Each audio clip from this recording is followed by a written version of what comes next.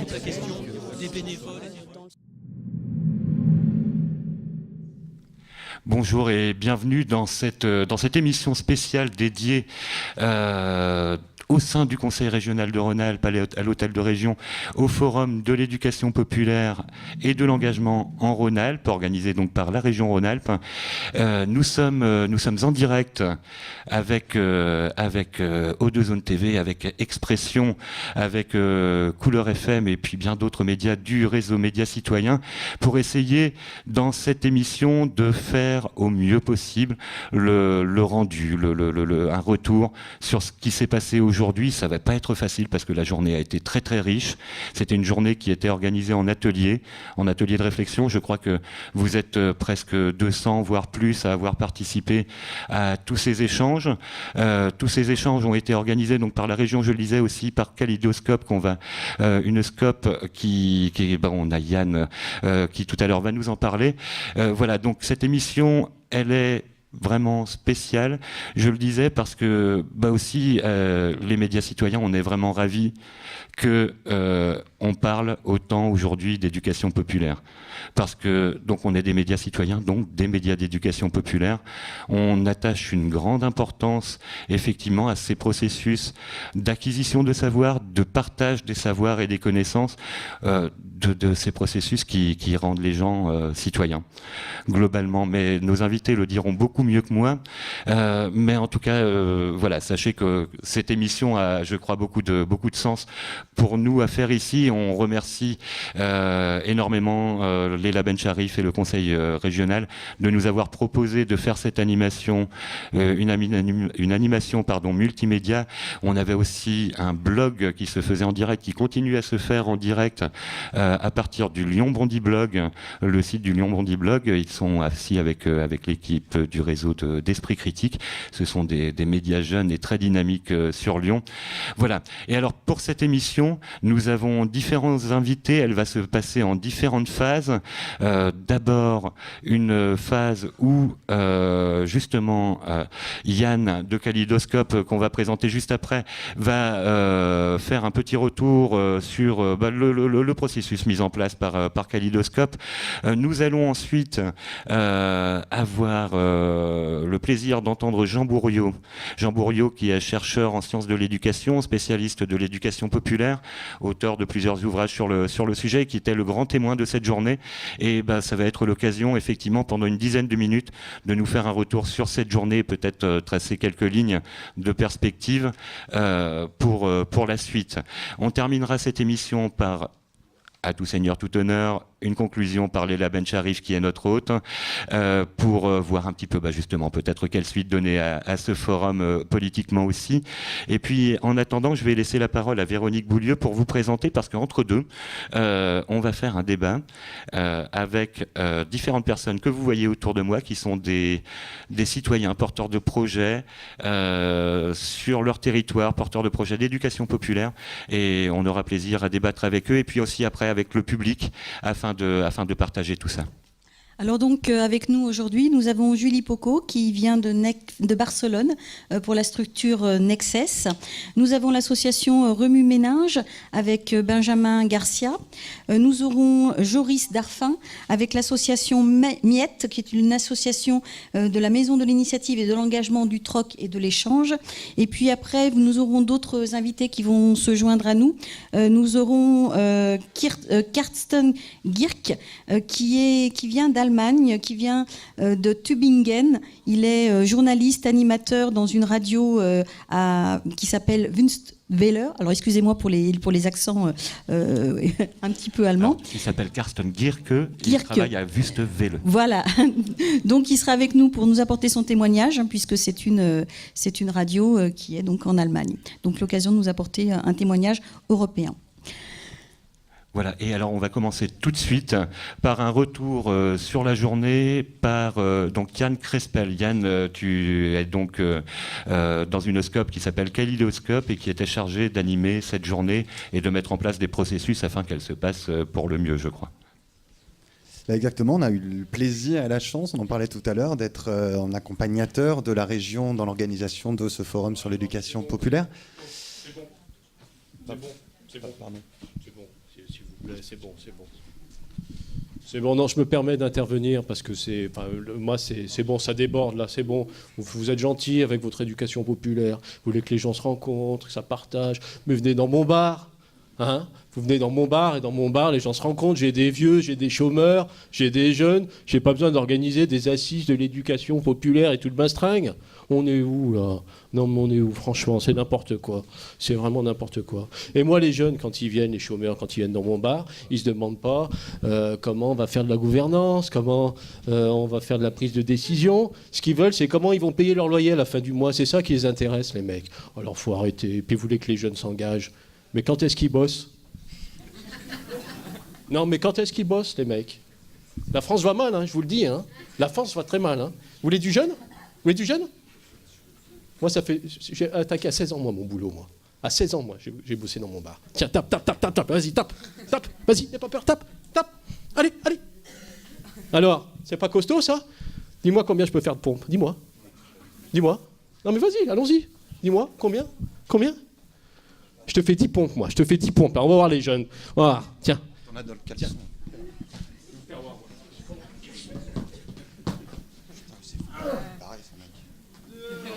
Excusez-nous, messieurs, dames, on va vous libérer, Allez, c'est parti. Merci. 6.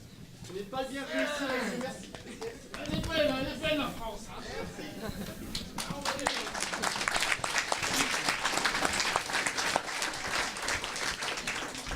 Bon bah, du coup, je suis bien obligé maintenant de m'excuser au nom de toute la structure Kaléidoscope. Donc vous avez vu Paul, Sylvain, Béatrice qui vous ont accompagné ce matin et cet après-midi dans la conduite des ateliers, et Dédé, Émeric, qui a joué ce rôle de barman et jusqu'au boutiste, vous le voyez maintenant.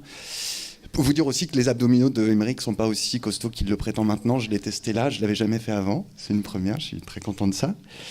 À travers ce petit dispositif, c'était aussi une manière de venir défaire certains clichés, certains préjugés, qu'il y a évidemment derrière tous les dispositifs une intention. C'est un enjeu qu'on souhaite traiter d'une manière ou d'une autre. Ça, ce bar de la belle époque était aussi une manière de dire les c'était mieux avant, il faut qu'on s'en débarrasse. Certains clichés, certaines routines sont bonnes, d'autres le sont moins. Voilà, c'est important. Redire aussi ce que nous disait M. Jean Bourriot ce matin, que l'éducation populaire, plus qu'un chant, c'est avant tout une démarche. Et que dans ce que nous avons essayé de construire avec la région aujourd'hui, il y avait l'idée que la journée elle-même serait une démarche d'éducation populaire. Donc j'espère que vous l'avez vécu comme ça. En tout cas, c'était notre intention. Peut-être relever aussi quelques verbatims. Je voulais avancer comme ça dans la matinée et l'après-midi. J'ai pu relever quelques phrases qui sont sorties de vos discussions. Je les thématise. Hein. Sur l'intergénérationnel, j'ai entendu par exemple « J'ai le même âge que Johnny Hallyday » qui est le symbole vivant de l'intergénérationnel. Donc je vous alerte aussi, sur le bar, il y a une photo de Johnny Hallyday dédicacée à Dédé. Donc c'est pas rien, c'est une phrase entendue. Sur l'enjeu de la représentation et de la nécessité de dépasser la représentation pour s'entendre, j'ai entendu, vous savez comment j'ai su que vous étiez de l'ESS? Parce que vous aviez une chemise verte. Alors, l'habit ne fait pas le moine, c'est une nouvelle version. Sur les questions du vivre ensemble et de faire société, ce qui est bien, c'est quand on touche le public. Et un corollaire à cette assertion, ce qui nous importe à nous, c'est le tuilage, parce que ça permet de se faire chevaucher les personnes. Ce qui est intéressant, sur la question de la communication ou des langues, on était dans une grande discussion autour des enjeux de pouvoir. Est-ce que l'institution, c'est le pouvoir? Est-ce que le pouvoir est ailleurs, les citoyens? Et pour stopper une discussion qui commençait à s'enflammer, quelqu'un s'érigeant comme animateur a dit « Mesdames, stopping now, please ». L'anglais comme outil de gestion des conflits. C'est intéressant. Et enfin, sur l'action régionale, quelque chose qui était aussi assez intéressant, on nous a dit et le SPPA, est-ce que c'est bien pour s'occuper des chiens abandonnés quand on part en vacances? Donc je ne sais pas, le soutien pluriannuel au projet associatif, est-ce que réellement ça aussi ça s'occupe de chiens perdus? En tout cas, c'est une question intéressante que peut-être Madame Bencharif clarifiera pour nous tout à l'heure. Terminer peut-être en vous disant aussi qu'est-ce que on a pu observer dans l'après-midi, mais simplement pour ouvrir le débat en laissant les choses ouvertes. Et avant de passer la parole à Monsieur Bourriaud, que la question de l'écoute nous a vraiment intéressés, puisqu'on a bien vu énormément d'écoute, mais aussi énormément de postures de vieux de la vieille ou de postures de nouvelle génération et leurs revendications. Et que du coup, la parole, d'où on parle, comment elle se construit, quelle légitimité elle apporte, c'est une question que je laisse ouverte, hein, mais je pense qu'aujourd'hui, elle était très présente. Peut-être un autre champ qui était intéressant autour de la question des acteurs, les consommateurs, les acteurs. On a vu le Théâtre Forum cet après-midi. Comment est-ce que tous, nous sommes contributeurs d'une action publique qui responsabilise, qui amène une responsabilité autant collective qu'individuelle? Question ouverte. Comment est-ce qu'on le devient? Comment on construit cette action publique? Et puis enfin, quelque chose qui était très présent ce matin, merci aux jeunes du MRJC qui ont, à travers leur petite simulation, ont vraiment lancé une dynamique et qui vient nous interroger sur les modes de faire, sur les alliances entre le fond et la forme. Nous, Kaléidoscope, on essaye de travailler en permanence avec cette tension. Et donc je terminerai simplement sur ce mot de tension, pour dire qu'on est là-dedans. On voit aussi un certain nombre de paradoxes. Ils existent dans l'écoute, ils existent quand on discute de cette tension du capitalisme et de l'alternative, autour de la consommation et de l'acteur de l'action publique. Et elle existe souvent. Et cette tension est aussi vectrice de beaucoup de dynamisme et d'énergie. Et en tout cas, merci à vous tous, parce qu'on s'en est vraiment beaucoup nourris aujourd'hui. Et je pense parler au nom de l'équipe de Kaléidoscope, si elle s'est remise de cette expulsion forcée. Mais en tout cas, merci à vous tous d'avoir été aussi contributeurs de ce qui s'y est passé.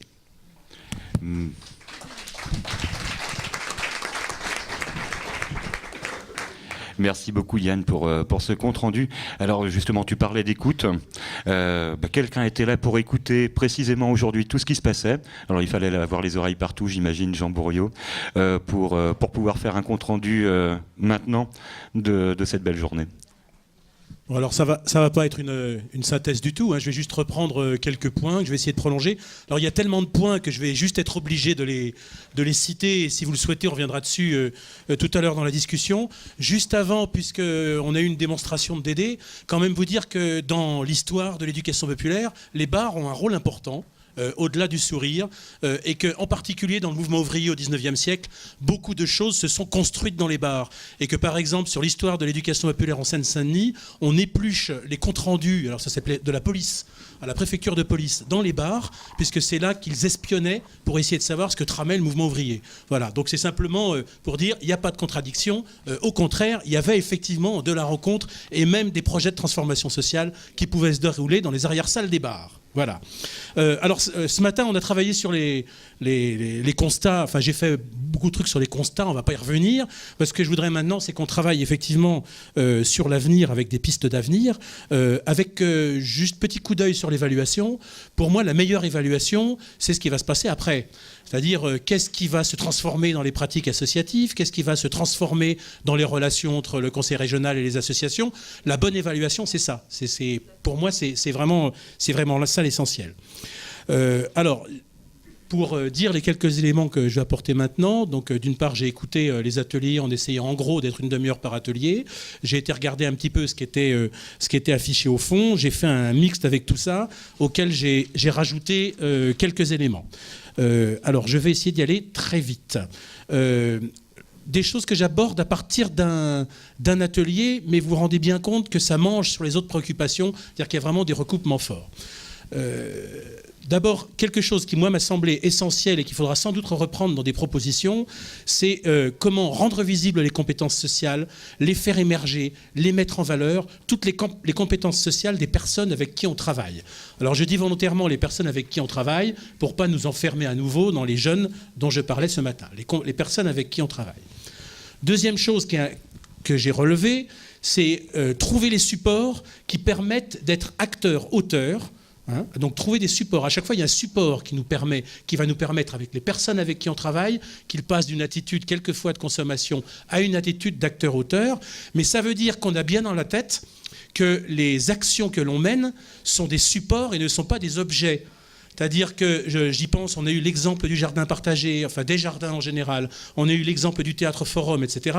S'il y a du théâtre de l'opprimé, c'est bien pour travailler sur l'objet du harcèlement, sur l'objet du sida, etc. C'est pas pour faire du théâtre de l'opprimé. Hein, voilà. J'insiste là-dessus parce que je pense que petit à petit, on a des confusions sur ce sujet-là.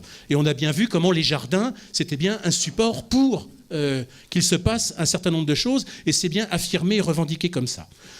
Poursuivant sur les jardins, il me semble que là aussi, c'est peut-être une proposition qu'on a à travailler, c'est comment favoriser la création ou le développement d'espaces dans lesquels il puisse se passer des choses. Quand je dis d'espace, ce n'est pas forcément des lieux, ça peut être aussi des moments. Hein. C'est des espaces-lieux, mais c'est des espaces-temps. C'est-à-dire il y a besoin d'endroits ou de moments où les gens puissent ensemble se rencontrer, échanger, construire des choses et peut-être être en situation de devenir acteurs. Voilà, hein. Donc il y a cette question de favoriser les espaces. Et bien voilà, j'ai déjà fini cette page-là.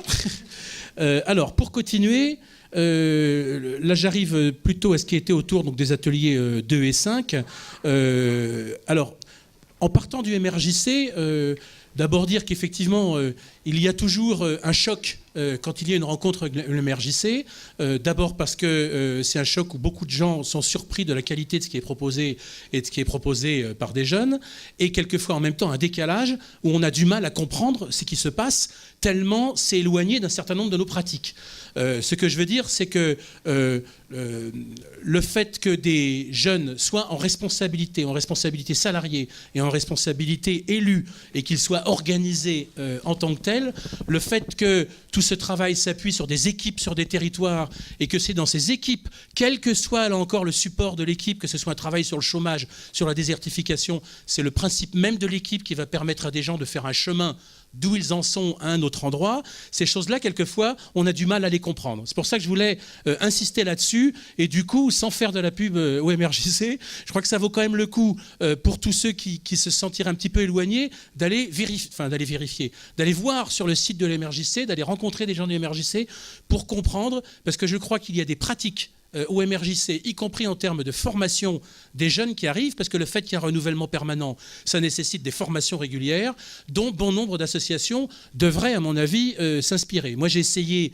que l'association dans laquelle je travaillais, qui s'appelle Solidarité Jeunesse, s'appuie sur les formations du MRJC. Ça n'a pas marché, mais il ne faut pas désespérer. Voilà, donc je vous invite vraiment à ce coup d'œil-là. Alors, une des choses qui ressortait de la présentation du MRJC, mais qui est valable pour bien d'autres gens, c'est comment il est important par rapport à des jeunes de dire, écrire, faire savoir de manière explicite qu'ils ont des choses à apporter à l'association. C'est-à-dire, comment voulez-vous que des jeunes vous rejoignent s'ils ne savent pas, un, que vous voulez d'eux, deux, qu'ils ont des choses à vous apporter. C'est-à-dire que vraiment, on retrouve peut-être les compétences sociales, ils sont porteurs de savoir et de compétences qui vous seront utiles. Donc ça passe par des outils. Pour le MRJC, c'est l'interpellation, mais ça pourrait être d'autres outils pour d'autres. Ça veut dire aussi que tous ces jeunes aient des opportunités pour prendre des responsabilités. Dans les critères que nous définissait le MRJC tout à l'heure, il y avait, disons, on a une liste de critères, il y a par exemple les responsabilités qu'ils ont pu prendre dans telle ou telle action. Ben oui, ça veut dire qu'il y a eu des actions où ils ont pu prendre des responsabilités. Donc j'invite vraiment à réfléchir là-dessus, dans les pratiques qu'on met en œuvre, quels sont les endroits où des jeunes ou des nouveaux dans l'association qui ne sont pas jeunes peuvent prendre des responsabilités, apprendre des choses et apporter ce qu'ils sont. Il y a quelque chose, alors je ne l'ai pas retrouvé dans les petits papiers affichés au fond, mais il y a quelque chose autour de la formation entre pairs qui me semblait important à jouer.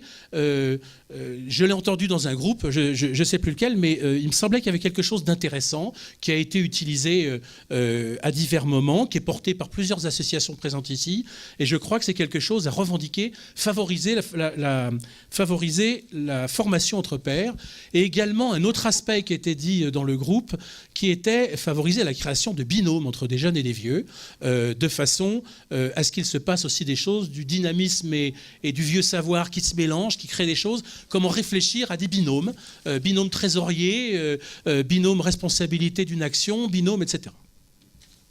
C'est peut-être le fameux tuilage dont on parlait tout à l'heure, mais enfin, on n'est pas obligé d'aller jusqu'au bout.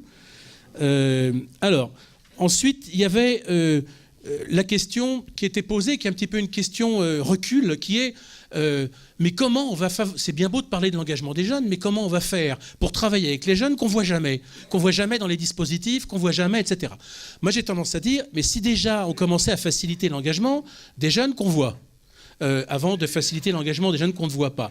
Et peut-être que si du coup, dans les associations dans lesquelles on est, dans les dispositifs qu'on met en œuvre, des jeunes deviennent visibles en responsabilité, deviennent visibles en action, etc., peut-être que ceux qui sont très éloignés des dispositifs auront plus de facilité, pourront peut-être s'y retrouver plus en disant « Ah ben oui, il y a des gens qui sont un peu comme nous ». Voilà, hein, ce qui n'est pas forcément le cas aujourd'hui. Je pensais, j'ai rajouté ça n'a pas été dit en groupe, mais c'est le rôle, par exemple, des conseils des jeunes. Je me rappelle la NACEJ, donc l'Association nationale des conseils d'enfants et des jeunes, au départ, enfin dans les premières années, avait un petit peu dans l'idée que les conseils de jeunes représentaient les jeunes sur un territoire. Mais très vite, ils ont dépassé ça en disant non, les jeunes dans les conseils des jeunes ne représentent pas les jeunes sur un territoire. Par contre, ils représentent une sensibilité de jeunes sur un territoire et ils peuvent être à la fois relais pour le territoire des politiques publiques et faire remonter aux politiques publiques les sensibilités des jeunes qu'ils rencontrent, avec qui ils travaillent. Donc il y a cet aspect-là qui est important et je pense qu'on a à y réfléchir dans les choses qu'on fait. Alors le mot a juste été prononcé mais n'a pas été développé, enfin je ne l'ai pas entendu en tout cas, c'est le mot de la restitution. Et moi, il me semble que la restitution est un élément fondamental de l'éducation populaire. C'est-à-dire comment, quand vous avez fait quelque chose qui est intéressant et même petit, comment vous faites pour le restituer. Et la restitution, pour moi, par principe, on restitue à plus large que soi. Moi, je dis souvent, si dans un collège, c'est une classe qui a travaillé sur quelque chose, elle doit restituer à l'ensemble du collège. Si c'est le collège qui a travaillé sur quelque chose, il doit restituer au quartier. Enfin, on doit toujours avoir cette dimension d'essayer d'élargir pour faire participer et croiser avec d'autres nos réflexions. Donc pour moi, là, il y a une donnée forte de l'éducation populaire et je vous assure que ce n'est pas forcément évident à mettre en place. A été abordé, même si on n'a pas été trop loin, alors il y a une fiche par contre dessus, qui est la question du collectif et de la hiérarchie. En disant quand même, dans les conseils d'administration et dans les instances de manière générale, il y a quelque chose qui est gênant, c'est cette espèce de vision et de fonctionnement hiérarchique qui, du fait, peut écraser un certain nombre de gens.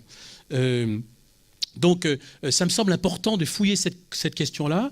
Je vous invite là-dessus à aller jeter un coup d'œil du côté d'une étude sur les juniors associations qui a été faite par le CESOL, parce que les juniors associations inventent quotidiennement des façons différentes de diriger l'association, que ce soit par 12 coprésidents ou présidentes, que ce soit par des responsables d'eux, et non pas des directeurs, présidents, etc. Je rappellerai quand même là-dessus, que parce qu'il y a eu 2 mots dans le groupe à ce sujet, que la loi de 1901 n'oblige pas à un conseil d'administration, à un bureau, un président, un trésorier, un secrétaire, une assemblée générale par an. Ça, c'est ensuite les déclinaisons par les pouvoirs publics qui aboutissent à ça. La loi de 1901, elle impose simplement qu'il y ait 2 personnes qui soient responsables en cas de problème, un pour l'argent, voilà, les 2 personnes qui iront en prison, quoi, hein, un pour l'argent et un pour la responsabilité pénale. Le reste, c'est vraiment à chacun de s'organiser. Là, c'est peut-être un appel aussi plutôt au service de l'État de ce point de vue-là, puisque souvent dans les préfectures, plus d'ailleurs que dans les services de jeunesse et sport, souvent dans les préfectures, il y a une tendance à formater et à distribuer des statuts associations de 1901 tout fait, ce qui, à mon avis, est une erreur. Ça prend moins de temps, mais c'est quand même plus intéressant de travailler avec des gens pour les aider à construire une association qui corresponde complètement à ce qu'ils veulent mettre en œuvre. Je vais arriver à ma dernière feuille. Ça va ? Courage. On dépasse, mais c'est intéressant. Bon. Alors, de ce qui est un peu issu pour moi du 3e groupe, d'abord, il y avait tout un tas de choses autour de la coopération. Alors, cette notion de coopération, moi, quelquefois, je la lis à co-construction, mais c'est peut-être un abus de langage. Moi, ce qui me semble, c'est que la coopération nécessite vraiment une connaissance et une reconnaissance mutuelle des partenaires. Ça veut dire que, quand je parle de partenaires, ça veut dire que je parle de partenariat à égalité. Les associations d'éducation populaire en Seine-Saint-Denis disaient au Conseil général, mais on ne peut pas être partenaire s'il y a un très gros et un tout petit. Hein, voilà, donc il y a besoin de réfléchir, il faut que le plus petit soit un peu plus grand et que le tout grand il se fasse un peu plus petit. Sinon, on n'arrivera pas vraiment à construire du partenariat à égalité. Deuxième réflexion sur la coopération, qui était de dire, en même temps, pour que les associations d'éducation populaire puissent construire des choses avec le pouvoir public, il faut aussi et peut-être d'abord qu'elles construisent des choses sans les pouvoirs publics. C'est ce qu'en Seine-Saint-Denis, ils appelaient marcher sur ses deux pieds. C'est-à-dire en disant, attention, si on ne travaille qu'avec les pouvoirs publics, on risque de perdre toute une partie de ce qu'on fait et n'être plus qu'au service d'eux, même si on a des invitations à la co-construction. Donc il y a cette réflexion-là à laquelle j'invite, qui est intéressante, c'est plutôt une invitation aux associations, mais à marcher sur ces deux pieds, et j'ai l'impression que souvent aujourd'hui, on est plutôt à cloche-pied. Alors, pour qu'il y ait de la coopération, il y a aussi la nécessité, alors ça a été dit dans le groupe, de construire ensemble dès le départ. C'est-à-dire que la coopération, comme la co-construction, ça ne peut pas être pendant un an on travaille tout seul et au bout d'un an on vous invitera, ce qui s'est fait dans mon département sur le projet éducatif de territoire. Non, c'est pas comme ça. Ça veut dire qu'effectivement, dès le départ, on associe les partenaires qu'on a pu repérer, même si d'autres viennent s'y ajouter. Et là, on est vraiment dans de la co-construction et de la coopération. Sinon, on se retrouve à nouveau avec un décalage. Alors, ça avait été dit aussi, quelqu'un disait que c'était dans l'histoire, alors je ne sais pas si c'est dans l'histoire ou des pratiques différentes, comment la personne disait qu'on avait l'impression, plutôt qu'autrefois, des gens construisaient des choses ensemble et ensuite le proposaient, et qu'aujourd'hui, il avait l'impression que quelqu'un proposait quelque chose et ensuite invitait les autres à s'y joindre. Alors, je ne sais pas, je reprends cette chose-là, parce que je ne l'ai pas vu dans les fiches, ça me semblait intéressant. J'ai presque fini, promis. Une phrase qui a été dite, je crois que c'était par Alain Manac, la synergie des projets engendre la synergie des moyens. Et il me semble qu'il y a quelque chose d'intéressant de ce point de vue-là, c'est toute la question de la mutualisation, c'est toute la question de l'interassociatif et effectivement de l'intérêt, alors je pense au dispositif du Conseil régional, mais de tout l'intérêt de favoriser l'interassociatif, enfin, le fait que des associations travaillent ensemble. Il y a là effectivement une mutualisation des projets qui peut amener à une dimension plus grande et intéressante. Alors, ah oui, moi j'avais noté aussi un mot d'anglais, c'était une parenthèse, ben, il est parti. J'avais noté un mot d'anglais qui était coworking, où je disais que est-ce que travailler ensemble, c'était pas bien. Voilà. Bon, je passe sur le mot anglais. Deux, trois éléments de conclusion. Il me semble que dans ce qu'on a vu, dans les leviers, dans les clés, dans les recommandations qui sont affichées au fond, et à partir de ce que je viens de dire, des choses que j'ai posées ce matin, pour moi, il y a peut-être 3 éléments forts à reprendre, à revendiquer, je dirais, à revendiquer collectivement, conseil régional et associations. C'est d'abord cette démarche de co-construction. Et la démarche de co-construction qui est effectivement autour de certains projets, mais qui, comme ça a été dit tout à l'heure, de ce que j'ai pu en percevoir, a effectivement joué ici dans la construction de cette journée. Donc j'insiste sur la démarche de co-construction parce que ça ne laisse jamais les gens indemnes, et que ce soit la collectivité territoriale ou que ce soit les associations, après 1 an ou 1 an et demi de co-construction, on n'est plus pareil, il y a des lignes qui ont bougé et des nouveaux possibles qui s'ouvrent. Donc moi j'invite vraiment à la co-construction. Deuxième élément, c'est toute cette question de la reconnaissance des savoirs, des expertises, etc., en sachant que pour moi, un des rôles de l'éducation populaire, c'est quand on repère des savoirs d'usage, c'est de travailler collectivement ces savoirs d'usage pour qu'ils deviennent des vrais savoirs citoyens, des savoirs collectifs que les pouvoirs publics seront en mesure d'utiliser ou sur lesquels ils pourront s'appuyer. Et puis, la troisième chose dont on a peu parlé aujourd'hui, mais qui pour moi est essentielle, donc je vous la livre à la fin, tant pis, c'est la question du changement de regard. Alors, le changement de regard, c'est quelque chose qui ne coûte pas cher, ni à un État, ni à une collectivité territoriale, mais qui est fondamental. C'est qu'est-ce qu'on met en place pour arriver progressivement à faire qu'on regarde différemment un territoire et qu'on regarde différemment les gens qui y habitent, que ce soit des jeunes ou des vieux. Ce que je veux dire par là, c'est que quand aujourd'hui on fait un diagnostic, une évaluation, etc., les seuls indicateurs qu'on vous demande de saisir et qu'on vous demande de regarder sont des indicateurs qui plombent le territoire. C'est des indicateurs sociaux, c'est famille monoparentale, c'est échec scolaire, c'est taux de chômage, c'est etc., etc. Moi, j'aimerais bien qu'ensemble, des collectivités territoriales et des associations réfléchissent à des indicateurs qui mettent en valeur les dynamiques du territoire, tout ce qui s'y joue et les compétences sociales, encore une fois, qui peuvent être portées par les habitants. Merci. Merci beaucoup. Merci, monsieur.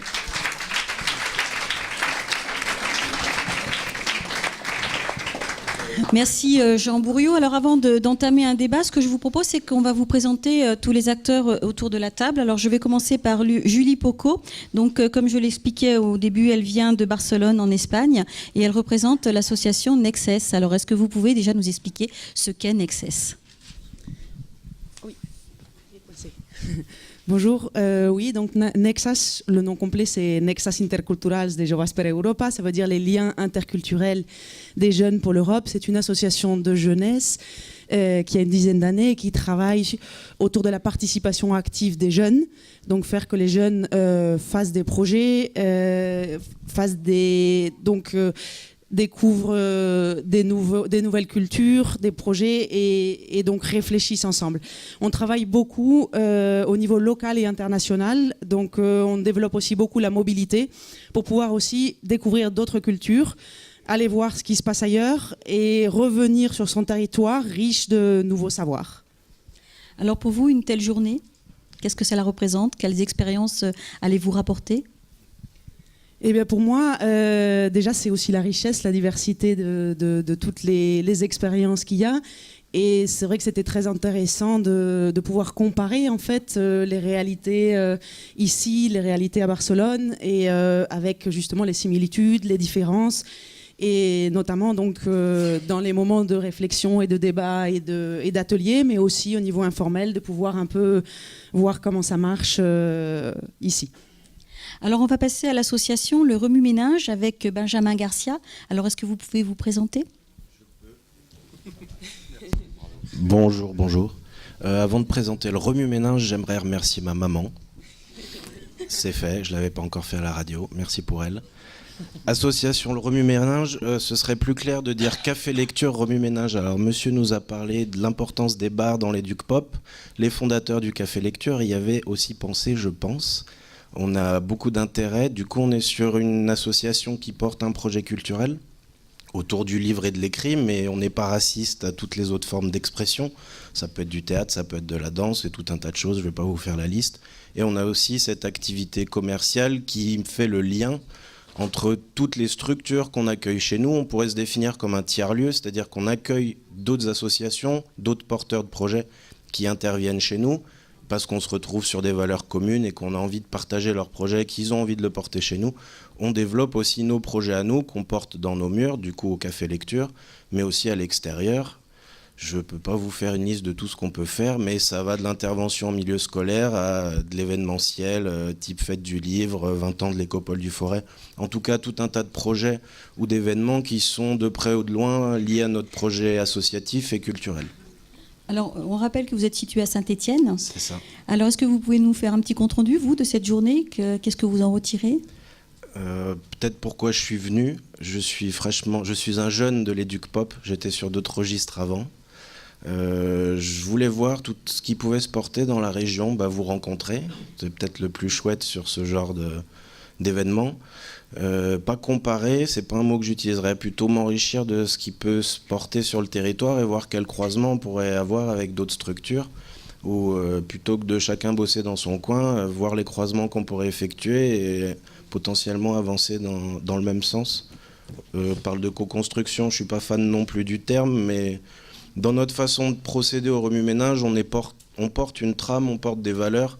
On ne se les approprie pas, on veut juste les partager et après les personnes avec qui on travaille enrichissent les projets à leur façon et j'appellerais ça des petits pigeons voyageurs, c'est-à-dire qu'ils se l'approprient et ils se l'approprient pour de vrai. Il n'y a pas de copyright sur nos projets, ils peuvent les porter où ils veulent, comme ils veulent.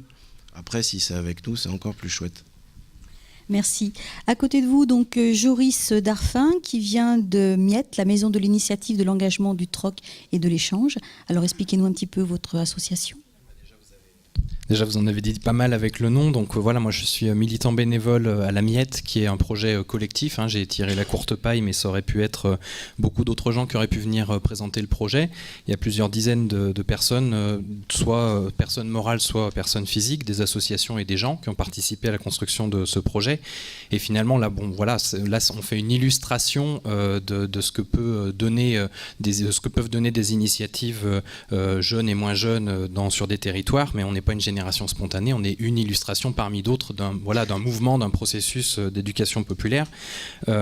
Et donc la maison des initiatives de l'engagement, du troc et de l'échange, c'est, comme son nom l'indique, une maison avec une mutualisation de tout un tas d'associations, à ce jour une vingtaine, qui se regroupent parce que difficile d'arriver à trouver des réponses à ces besoins techniques, financiers, humains tout seuls, et du coup qui mutualisent des bureaux, des locaux, une voiture, une photocopieuse, etc. Donc ça permet d'être plus fort ensemble. Puis ça permet aussi aux collectivités territoriales d'avoir un interlocuteur pour aller vers plein d'acteurs associatifs, et puis aussi d'atteindre une certaine efficience en termes de financement des actions associatives. Et du coup, il y a de l'aspect mutualisation. On espère, et je crois qu'on mutualise sans faire de l'ingérence et qu'on permet quand même la créativité, même s'il y a une mutualisation. Et c'est par tous et pour tous. Donc les associations qui viennent ou les porteurs de projets qui viennent à la Miette, on les accompagne à condition qu'ils soient en accord avec la charte qui leur propose de s'ouvrir en termes de public bénéficiaire à tous les publics, et notamment public en situation de handicap, public en situation d'exclusion sociale et les seniors.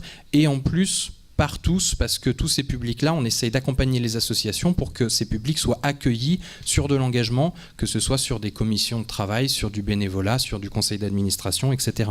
Je rejoins ce qui était dit sur la question du lieu. Un bar, une maison, nous c'est une maison, et c'est vrai que ça permet d'avoir des espaces de rencontre entre des gens qui font des marches pour le Tibet, des gens qui font des soupes avec des légumes de saison, et puis des gens qui font de la danse contact avec des publics en fauteuil. Je vous laisse imaginer la soirée qui peut être créée par les trois ensemble. C'est assez intéressant. Et puis on a animé, on a fait un témoignage sur un atelier sur l'engagement des jeunes, et puis on s'est dit dans notre atelier que être jeune c'était un état d'esprit, et qu'on pouvait être jeune à 80 ans si on était jeune porteur de projet, parce qu'on n'avait encore jamais porté de projet. Et nous c'est un peu ce qu'on revendique aussi à la Miette. On fait pas de tri sur le public, on essaye vraiment de travailler avec tout public, et notamment ceux qui, à cause d'une censure, d'une autocensure ou de moyens de compensation qui sont pas forcément disponibles, galèrent un peu pour avoir accès aux loisirs, à la culture et à l'engagement. Et on essaye de réduire un peu ce fossé. Voilà. Alors vous, cette journée, quel serait le bilan ? Le bilan, l'intérêt de rencontrer tout un tas d'acteurs, et puis de se dire tiens, il y a encore des connexions possibles en dehors de la maison, parce qu'on essaie déjà de travailler avec des ESAT, des maisons de retraite, etc. Mais avec d'autres associations, il y a des choses à faire. Et puis la confirmation que c'est important de s'ouvrir, parce que c'est très, très bien de venir dans une journée comme ça où on se dit tiens, je connais plein de monde, mais ça pose aussi la question de l'entre-soi, et on se dit qu'il y a plein de gens qui s'engagent et dans l'éducation populaire et qui ne seraient pas forcément venus à une journée comme ça, mais qu'on peut aller rencontrer. Donc voilà, je pense que cette journée est importante parce qu'elle nous permet de nous retrouver entre acteurs de l'éducation populaire, mais je pense qu'il faut qu'on aille aussi au-delà en se disant qu'il y a des gens qui ne seraient pas venus et qui ne viendront pas à cette journée-là, et qui ont leur mot à dire aussi sur la question de l'engagement et de l'éducation populaire. Je vous remercie. Donc on va passer à Karsten Gierk. Alors, Allô. Bonsoir et merci pour me recevoir ici. Je suis journaliste et je suis un instructeur à la radio Wüstewelle. En français, c'est la vague sauvage. Oui. La vague sauvage. Oui, ouais. Merci beaucoup. Alors, c'est pas sauvage, mais c'est ouverte. Oui, une vague ouverte pour tout le monde, et pour tout le monde peut faire de radio, peut apprendre comment faire le radio, et pour produire des émissions leur-même. Alors c'est la radio, c'est un lieu ouvert pour tout le monde, pour apprendre et pour discuter et pour encore une fois ouvrir la média radio pour tous les autres. Voilà, et en particulier, donc tu es animateur dans cette radio, et en tant qu'animateur, tu animes des ateliers, ouais, et tu formes des gens à faire de la radio, c'est ça? Oui, c'est ça. C'est un de mes travaux, de mes occupations. Oui. Voilà, alors vous aurez compris entre Karsten et Julie qu'on a entendu la dimension clairement européenne de cette réflexion autour de l'éducation populaire, parce que c'est vrai que peut-être le concept est plus travaillé en France en tant que concept, Jean Bourriaud pourrait nous confirmer, mais autant ça existe ailleurs, et en particulier chez les médias. Donc Wüste Welle d'où Karsten travaille est une radio libre au même titre effectivement que nos radios associatives qui fonctionnent à peu près de la même manière. Voilà. Alors moi, j'aurais envie de lancer le débat peut-être par un petit peu de provocation. J'entendais Jean Bourriaud dire qu'il fallait effectivement peut-être porter davantage de jeunes aux responsabilités dans le secteur de l'éducation populaire. Alors, est-ce que ça veut dire qu'il n'y a pas assez de jeunes dans l'éducation populaire? Je ne sais pas. Toujours est-il que l'avons-nous fait exprès, mais je ne vois pas beaucoup de personnes très âgées parmi nos invités aujourd'hui. Donc voilà. Donc comment ça se fait? Est-ce que je ne sais pas à qui je peux m'adresser tout d'abord, peut-être à Miette tout d'abord, parce que voilà, pour une question pratique, est-ce que ce que vous faites, ça correspond à une volonté de renouveler quelque part des pratiques d'éducation populaire ou des pratiques citoyennes en général? Renouveler, je ne sais pas, en tout cas utiliser, puis permettre à tout un tas de gens d'utiliser. Ce que je disais tout à l'heure, on n'est pas une génération spontanée, c'est-à-dire qu'on s'inspire de tout un tas de mouvements qui existent, on utilise des méthodes actives qui sont utilisées depuis quelques milliers d'années. Donc du coup, renouveler dans le sens où on mélange les publics et où on mélange les pratiques de manière à partir de méthodes et de pratiques existantes, en créer des nouvelles. Mais après, là où peut-être il y a un petit peu d'innovation à la Miette, c'est vraiment sur cette réflexion sur comment est-ce qu'on peut aller vers des publics qui ne sont pas aujourd'hui dans l'éducation populaire en tant qu'acteurs, qui peut-être en sont bénéficiaires, mais ont du mal à en devenir acteurs, et comment on peut travailler sur de la compensation, sur de l'accompagnement pour que chacun s'autorise à devenir acteur et chacun puisse devenir acteur, et qu'on rentre dans l'éducation par les pairs, qu'on permette à des gens qui sont en situation de handicap, qui sont éloignés de cette offre culturelle, artistique, etc., de vraiment montrer que eux aussi ont des compétences, que eux aussi peuvent partager des choses. Et là, de fait, on travaille sur le sentiment d'estime de soi, sur le sentiment de compétence, pour des gens qui peut-être ont besoin de ça et qui se réalisent par l'activité et par non seulement la pratique d'activité pour soi, mais la mise en place d'une activité où on est acteur et où on permet encore à de nouveaux autres de pratiquer l'activité. Je ne sais pas si j'ai répondu à la question. C'est une réponse. Alors peut-être Benjamin à côté de moi, est-ce que c'est facile de monter une initiative de ce type aujourd'hui? L'aventure du remue-ménage est remarquable, mais est-ce que c'est quelque chose qui est évident dans un territoire d'imposer ce type de processus? Alors, il ne faut pas chercher à l'imposer. La première chose qui se passe, c'est une porte fermée. Donc il faut péter les portes. Après, pour péter les portes, il faut discuter, il faut repenser le projet, s'entourer de personnes capables de le soutenir, de le porter. Ça peut être des bénévoles, ça peut être des salariés, ça peut être tout un tas de personnes.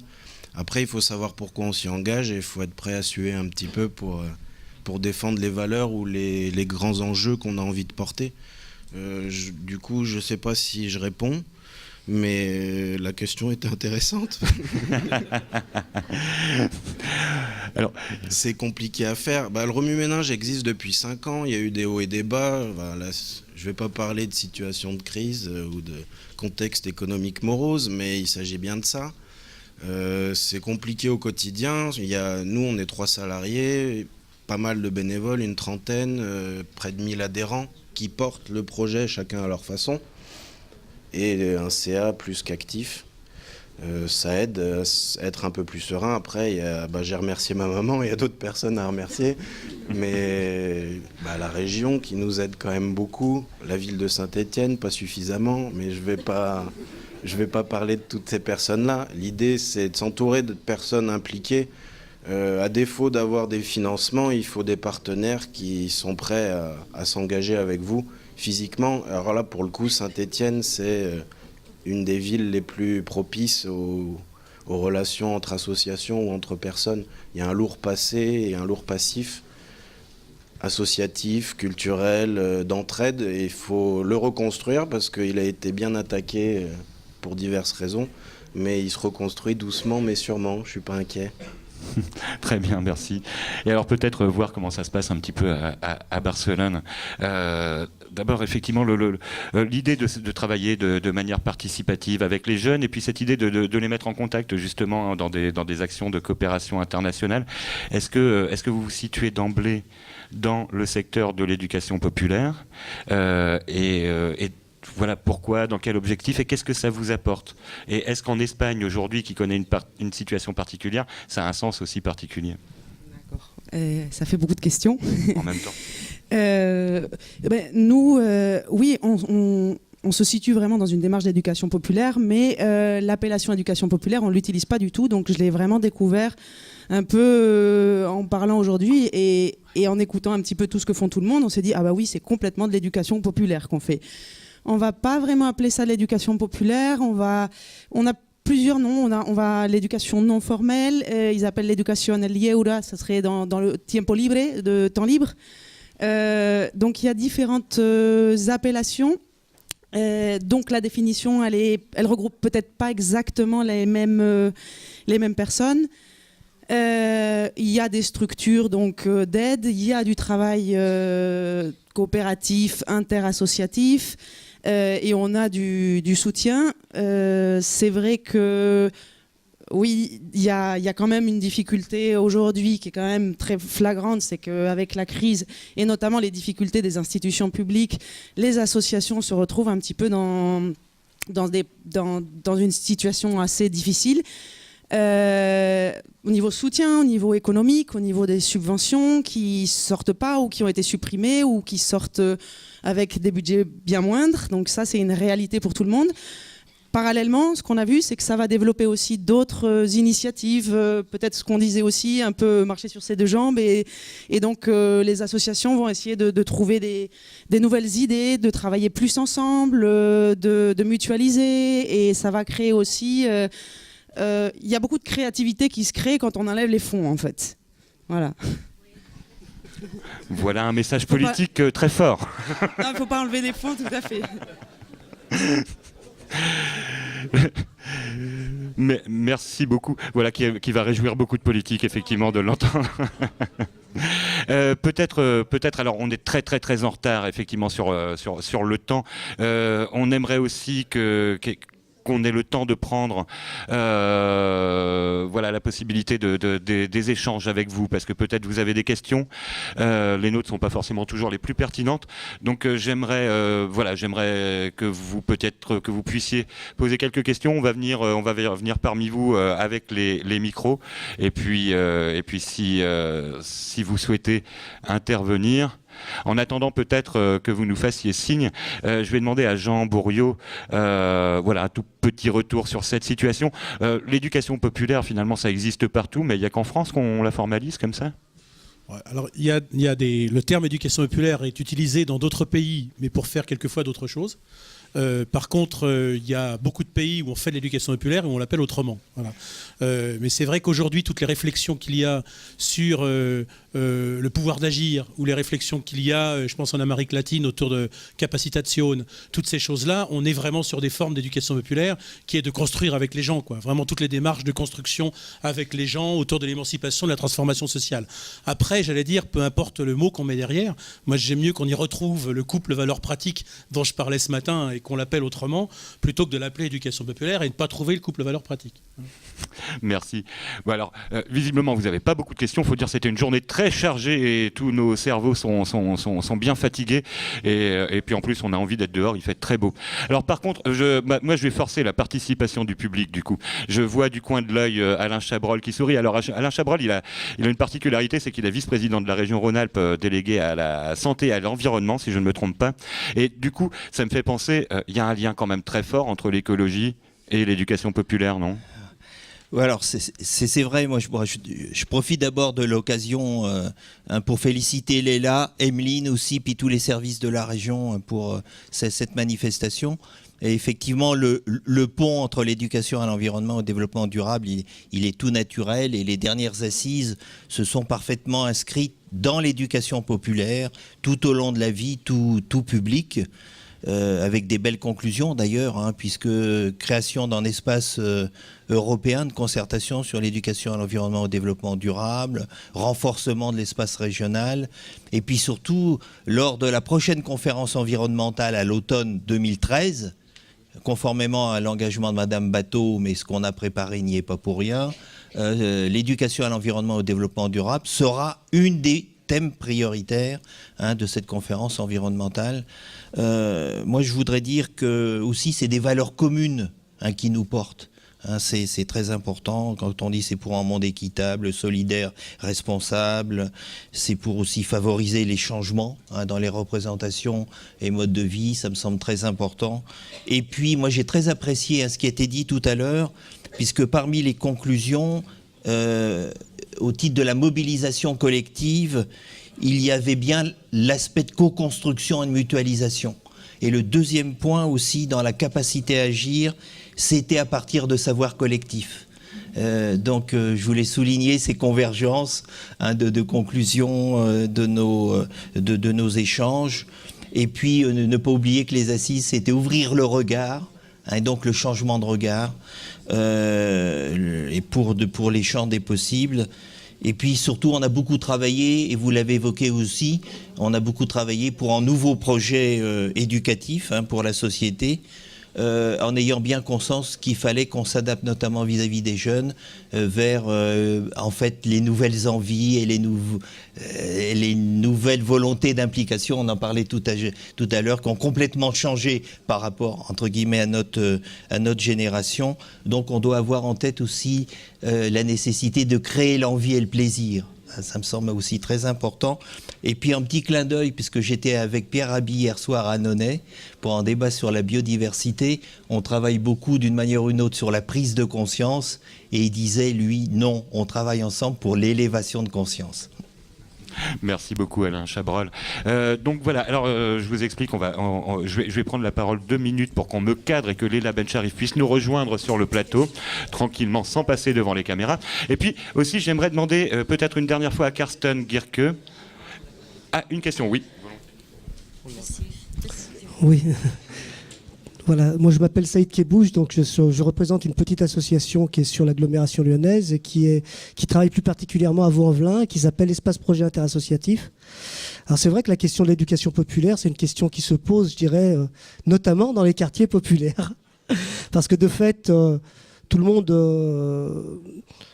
est conscient que c'est des espaces où la question de l'accès à l'éducation, l'accès à l'emploi, l'accès au logement et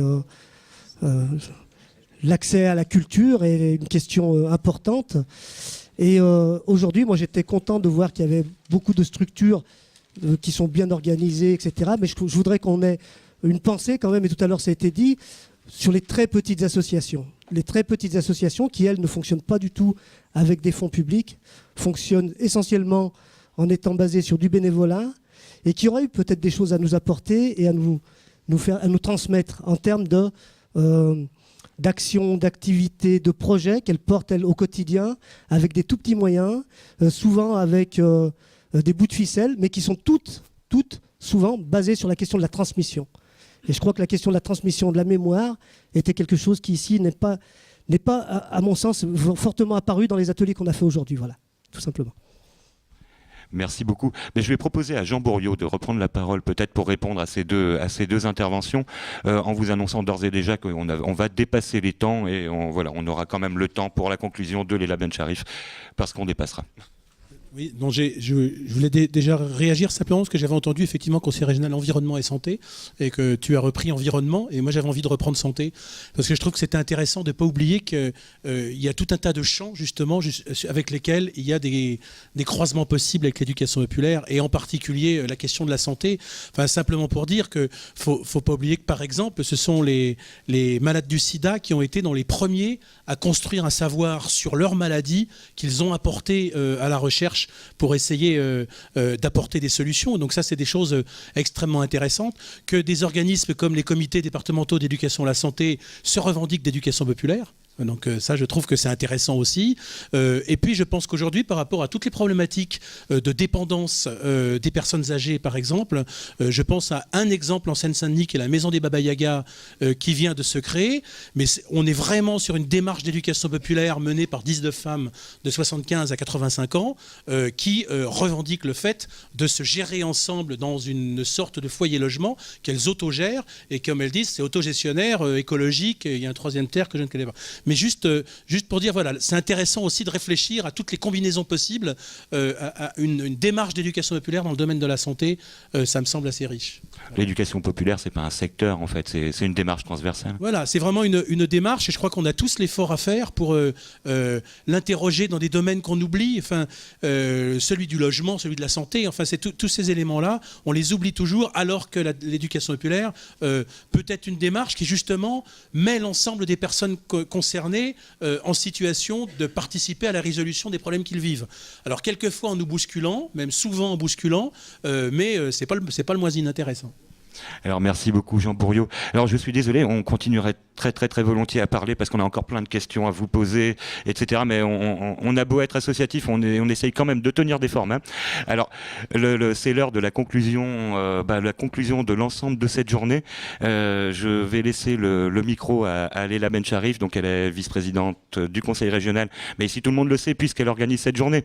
Mais elle est chargée de la démocratie participative, de la vie associative et de l'éducation populaire. Je dois le citer dans le désordre, mais je ne sais pas s'il faut mettre un ordre. Bon, Léla. En un seul mot, l'engagement. Merci à toutes et à tous. Je dois livrer d'abord des impressions, des questions, et puis je dois engager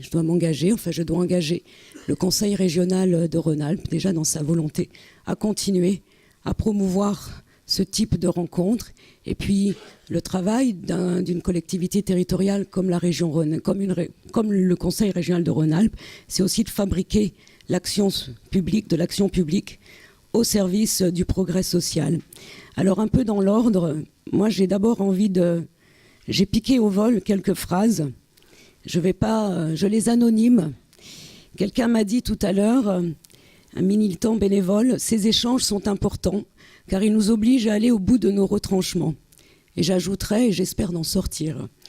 Et puis 2 autres très belles phrases, idées fortes. Nous avons rompu des frontières. Aujourd'hui, nous avons révélé l'interstitiel. On pourrait aussi prendre au vol, citer comme ça d'autres phrases, mais ce n'est pas l'objectif de cette conclusion, mais ces mots-clés, ces phrases-clés, elles nous interpellent, elles nous interrogent, elles nous font aussi plaisir, puisque ce matin, on a démarré l'introduction de ce forum avec, sur le thème du plaisir et de la convivialité aussi, et ça n'est pas rien de pouvoir aussi inscrire des rencontres collectives, publiques, citoyennes dans cette logique-là. Dans l'ordre, d'abord rappeler que c'était un événement important. C'est un événement important parce qu'il a l'estampille, année européenne de la citoyenneté. Nous y tenons, comme nous tenons tout particulièrement à remercier les partenaires, amis européens, espagnols, allemands, italiens, présents aussi dans la salle. Et cela pour marquer notre volonté de mieux travailler avec les autres régions européennes, parce que nous sommes profondément européens. Remercier aussi, parce que c'est important, dans l'ordre ou le désordre, peu importe, le travail des services. Et puis je vais juste donner des prénoms. Comme ça, en face de moi, je vois Yves, je vois Claire, une autre Claire, je vois Irène, Thomas, je vois Christophe, je n'oublie pas Jean-Luc, je n'oublie pas Nathalie ni Karine, et je n'oublie pas ma collaboratrice Emeline également. J'aime rappeler aujourd'hui que ce forum, il a été l'objet d'un travail de plusieurs mois et qui a mobilisé un vrai travail de co-construction, puisque différentes associations et élus Et il ne faut jamais oublier de citer ses collègues, mais c'est sincère, puisque ces collègues élus ont aussi contribué à l'organisation de la journée. Je vois Yann en face de moi, je ne sais pas si Sarah Boukala est partie, elle était présente ce matin, Monique Cosson présente là, Sarah Payon fortement engagée aussi dans la fabrique de ce forum. Bref, une co-construction qui a permis aussi à des acteurs associatifs tels la CPCA, les MRJC, Cap Beria, j'en oublie plein d'autres sans doute, pardonnez-moi, mais on n'a pas imposé l'organisation d'un forum, on s'est donné durant des mois les moyens de construire ce forum. Et merci tout particulièrement à Médias Citoyens, il me semble que c'est une grande première, ce que nous vivons ici au sein du Conseil régional de Rhône-Alpes, accueillir la diversité des médias citoyens participatifs. Et j'en suis convaincue, vous êtes d'abord et avant tout des acteurs de l'éducation populaire parce que vous mobilisez l'outil média comme l'outil numérique au service de la participation citoyenne et du dialogue civil. Et j'insiste, je vais vous faire un gros coup de pub. J'espère que quand nous organisons des événements ici ou ailleurs, peu importe que ce soit la région ou d'autres collectivités, eh bien nous prenions l'habitude de vous solliciter parce que nous ne vous avons pas demandé de venir couvrir un événement. Vous aviez carte blanche pour capter des paroles, capter des interrogations, mettre en valeur des porteurs de projets, interroger des pratiques, etc. Et c'est ça qui guide, c'est ce qui a guidé l'esprit de cette journée. Donc je le disais, Année européenne de la citoyenneté, forum organisé quand même sous la présidence, la présidence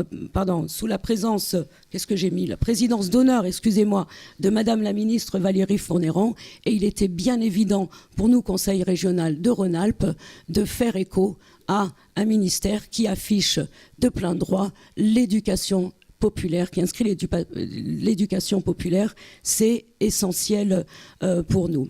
Alors, vous dire également que cette journée, je souhaitais moi que cette journée, elle soit en mode d'utopie pratique et réaliste.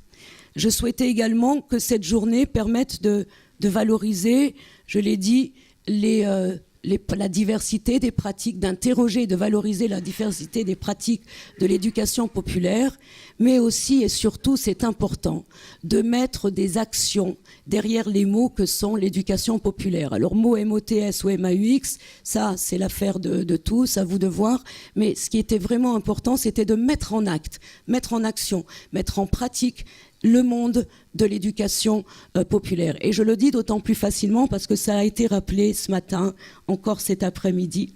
L'éducation populaire n'est pas un secteur d'activité, c'est bien une démarche qui se construit tout au long de la vie. Et je dois vous dire, Jean-Jacques Kéran, ce matin, le président du Conseil régional l'a rappelé, et c'est important il a rappelé également que je vais le reprendre avec mes mots, il y a quand même une majorité aussi d'élus qui restent encore convaincus aujourd'hui que l'éducation populaire, l'éduc-pop, c'est un truc qui se juxtaposerait, un secteur d'activité qu'on juxtaposerait la culture, la santé, l'environnement, etc. Et on ne défend pas l'éducation populaire quand on l'enferme dans un secteur d'activité. On la renforce, on la défend et on la reconnaît quand on décide désormais depuis 2 siècles que c'est une démarche qui fabrique un parcours d'acteurs engagés, de militants sur l'ensemble des territoires et cela au service d'actions sociales, d'utilité sociale et qui impactent un territoire de vie. Et c'est important, Jean, de nous l'avoir rappelé 50 fois depuis ce matin. Oui, l'éducation populaire n'est pas un secteur, elle est une démarche. Et il y a dans cette assemblée régionale une opposition qui méconnaît, encore ignore la réalité, l'histoire, la philosophie de l'éducation populaire, puisqu'il y a 3 mois, elle demandait encore la suppression de la délégation dont j'ai la charge, vie associative, éducation populaire et démocratie participative. Preuve que ce temps de forum permet aussi, au-delà des chapelles politiques, c'est pas le sujet, mais de continuer à lutter contre l'ignorance, les méconnaissances qui entourent toute la noblesse de l'acte de l'éducation populaire. Enfin, avant de livrer 2 engagements et 2 rendez-vous importants, moi j'aimerais rejoindre les propos de Jean-Jacques Kéran ce matin et dire qu'effectivement, l'éducation, quand on défend, comme le Conseil régional de Rhône-Alpes le fait et comme je souhaite le faire, quand on défend l'éducation populaire, c'est d'abord et avant tout défendre les conditions d'accès à la citoyenneté, les conditions d'accès au débat citoyen, conditions d'accès à l'égalité, à l'équité, à l'expression et à l'initiative citoyenne. Et cela revient à dire aussi que défendre l'éducation populaire, c'est finalement défendre un projet politique, citoyen, pour une société plus équitable, plus égalitaire, plus solidaire et plus durable. Et ça, ce que j'énonce, ce ne sont pas des principes vains. C'est juste une mécanique en mouvement, et on l'a prouvé un peu dans la journée, quand bien même les pratiques de l'éducation populaire, elles sont traversées par des questionnements, des écueils, des difficultés. Et merci d'avoir joué le jeu. Aujourd'hui, il ne s'agissait pas de lisser le monde de l'éducation populaire comme on pourrait lisser des questions sociales, mais bien d'évoquer les leviers qui permettent de mieux encourager certaines pratiques, de mutualiser, de mieux coopérer. Il ne s'agit pas de décréter la coopération du jour au lendemain, il s'agit de l'accompagner, mais avant de l'accompagner, il s'agit pour nous, collectivités territoriales, de la comprendre. Et vous avez joué le jeu parce que vous avez aussi exprimé parfois sur quoi vous butiez lorsque vous mettez en acte les pratiques de l'éducation populaire. Et c'est ça qui nourrit l'action publique, c'est ça qui nourrit les politiques publiques, qu'elles soient régionales, départementales, municipales ou nationales, bien évidemment, de l'éducation populaire. Donc ce rendez-vous-là, c'est pas un rendez-vous pour faire semblant, pour rappeler des principes forts, et nous avons raison de les rappeler, c'est bien un rendez-vous pour continuer à nourrir une formidable boîte à outils qui nous appartient, à nous, Conseil régional, mais à vous tous, à nous tous, de mieux partager. Je reviens sur cette question qu'évoquait avec force le président du Conseil régional ce matin, et j'ai envie de dire aussi avec mes mots que lorsque on s'attaque à l'éducation populaire, on remet en cause le principe même de la démocratie et de l'engagement citoyen. Et ça, j'ai envie de le dire, dans un contexte de crise multiple, mais aussi de crise démocratique et politique. Je ne veux pas vivre dans un pays qui soit sous la mainmise des totalitarismes et du fascisme, pour le dire clairement, parce qu'on ne peut pas penser d'éducation, on ne peut pas parler d'éducation populaire aujourd'hui sans s'inquiéter également des logiques qui travaillent notre société aujourd'hui, notre société contemporaine, des discours, des propos racistes, fascisants, totalitaires, et qui nuisent encore une fois à la démocratie, à l'idéal démocratique que défend l'éducation populaire, parce qu'on a beaucoup parlé de valeurs aujourd'hui. Mettons des mots derrière ces valeurs, et il y a les valeurs de l'éducation populaire. Moi, j'admets que la valeur forte, une des valeurs fortes de l'éducation populaire, c'est justement de protéger plus que jamais notre démocratie.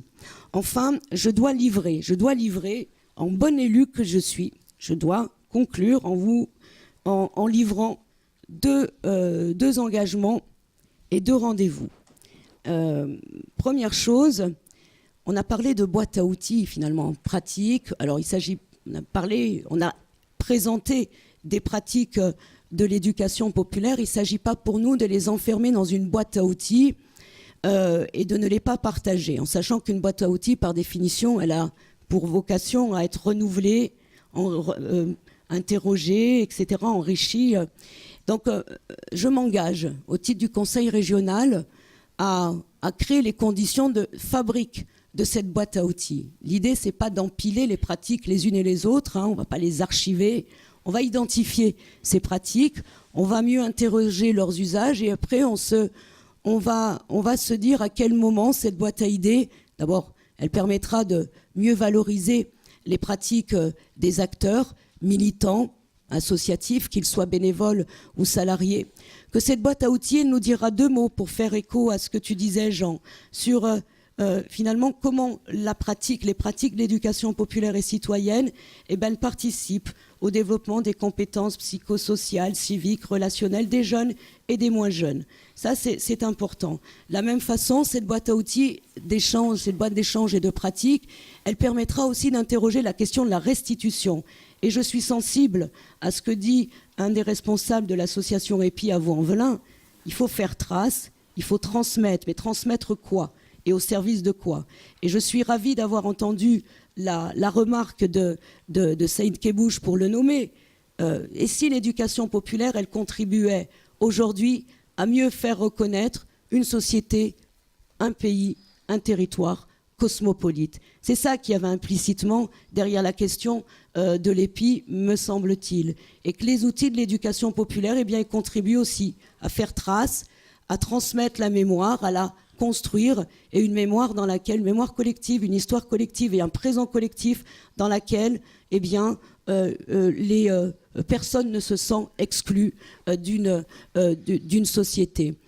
Enfin, deuxième engagement, au-delà de la boîte à outils, je vais profiter, on va continuer à piller un peu vos remarques, vos interrogations, vos pratiques, on va continuer à les voir, à travailler avec vous sur les territoires, et je m'engage donc à relayer auprès de Madame la ministre Valérie Fournéron, mais aussi auprès de l'Association des régions de France, eh bien cette contribution collective qu'on va enrichir, on va continuer à travailler très rapidement. Et je sais d'ores et déjà que Madame la ministre, comme l'ARF, seront très attentives aux propositions qui seront présentées, précisées. Et cette question des savoirs citoyens aussi, me semble-t-il, comme le bien-être citoyen, enfin toutes les questions qui nous permettent de mieux appréhender, mesurer, apprécier la capacité d'engagement des uns et des autres, qu'on observe au cœur du monde associatif. Tout cela, eh bien, nous faisons notre modeste proposition, nous, Rhône-Alpin, modeste proposition, eh bien, simplement de relayer les questionnements, des remarques, et puis peut-être cette boîte à outils, donc directement à l'ARF et surtout à Madame la ministre Valérie Fournéron. Enfin, deux rendez-vous pour terminer ce forum. Vous donnez un rendez-vous important, alors c'est quelque chose qui s'est quasiment décidé il y a une semaine, alors que j'étais à Bruxelles, une rencontre organisée par les 4 moteurs, et c'est la raison de votre présence, amis européens, une rencontre organisée à Bruxelles sur les enjeux liés à la participation citoyenne. Et alors, je ne sais pas si vous connaissez les Open Days, mais chaque année, et la région Rhône-Alpes en tout cas est très attachée aux Open Days, ce sont des rencontres annuelles organisées par l'Union européenne et l'ensemble des régions européennes. Et il y a souvent un temps fort ici, en tout cas c'est une volonté forte de Jean-Jacques Kéran, d'organiser un temps de l'Open Days ici en Rhône-Alpes. Alors je vous fais la proposition que pour l'Open Days prochain, à l'automne prochain en 2013, eh bien, on puisse organiser une rencontre autour des outils médias, numériques par exemple, mais des outils qui permettent de renforcer la participation citoyenne à visée de transformation sociale, comme nous l'avons entendu plusieurs fois au cours de cette journée. Et puis un deuxième rendez-vous qui nous tient à cœur, nous, élus du Conseil régional de Rhône-Alpes, et tout particulièrement la majorité régionale qui a été très exigeante, pour que puisse se mettre en place une journée de l'engagement dans les lycées et CFA rhône-alpins. Alors là, nous avons juste un chantier hyper intéressant, passionnant, et comme on a l'habitude de travailler collectivement, on aime le travail collectif, on ne fera pas sans les associations qui, depuis 2010, en tout cas pour ce qui concerne ma délégation, et nous n'oublierons pas de vous associer pour réfléchir à cette fabrique de la journée de l'engagement dans les lycées et CFA. Et je vous le dis tout de suite, si l'objectif de cette journée dans les lycées et CFA, journée de l'engagement, vise à installer des tables et mettre des prospectus, je vous le dis tout de suite, on n'en voudra pas. Ce qui est important, c'est de se poser la question en quoi une journée de l'engagement, et sous-entendu de l'EducPop, au lycée ou dans un CFA, peut justement s'inscrire dans une démarche qui pourrait mieux impliquer, alors en l'occurrence des jeunes, apprentis, lycéens, dans la fabrique de projets collectifs qui vont peut-être permettre de créer des actions collectives qui vont impacter l'espace public. Voilà, nouveaux défis que nous relèverons et que nous voulons relever. Nous ne le relèverons pas sans vous. 3000 merci pour votre participation, pour votre présence et pour votre contribution toujours précieuse. Je vous souhaite une très bonne fin d'après-midi.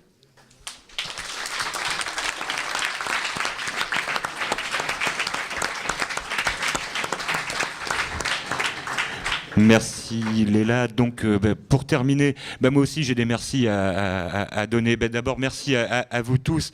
Merci aussi à Léla, mais aussi au service de la région. Merci à tous d'avoir autant facilité la réalisation de cette chose. C'est vraiment merveilleux de travailler dans des conditions pareilles. Et puis merci à tous les médias qui étaient là. Donc je vais pas les reciter. C'est Couleur FM, c'est O2 Zone, c'est Expression, c'est Esprit Critique, le Lyon Bondy Blog. Ils ont pas de chance, ils sont cachés là-bas derrière, mais ils sont venus au moins à 12 pour réaliser tout ce travail remarquable sur le blog. Donc voilà, c'est à signaler. Merci vraiment, merci à tout le monde.